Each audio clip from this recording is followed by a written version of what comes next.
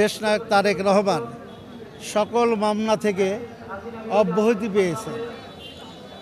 তো সেই জিনিসটাকে আমরা স্মরণ রেখেই পরম করুণাময় আল্লাহর কাছে শুকরিয়া আদায় করছি এবং দেশমাতা বেগম খালেদা জিয়ার সুস্থতা কামনা, আরাফাত রহমান কোকর আত্মার মাগফিরাত কামনা এবং শহীদ জিয়ার আত্মার মাগফিরাত কামনা করেই এবং জিয়া পরিবারের কল্যাণ কামনায় আমরা আজকের এই আয়োজন করেছি।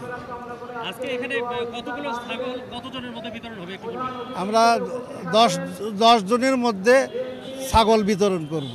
ভারপ্রাপ্ত চেয়ারম্যান সাহেব, এদেশের এই যুগের শ্রেষ্ঠ সন্তান জনাব তারেক রহমান, উনি কিছু কিছু কাজ এদেশের উদাহরণ রেখে গেছেন। আজকে যে আমার এখানে ছাগল বিতরণ হবে দুস্থদের মাঝে, এগুলো উনারই সব কর্মকাণ্ড, তারই কিছু নমুনা হিসাবে আমরা সেগুলো আবার নতুন করে আমরা শুরু করছি। যা 16 বছর আমরা করতে পারিনি, মানুষের স্বার্থে জনগণের জন্য আমরা কোনো কাজই নিজের তহবিল থেকে করতে চাইলেও আমরা করতে পারিনি, যা এখন আমরা পারছি তারই একটা অংশ হিসাবে আজকে কিছু দুস্থদেরকে ছাগল দেওয়া এবং সাধারণের সঙ্গে বসে ইফতার করা, তার আগে দোয়া মাহফিল।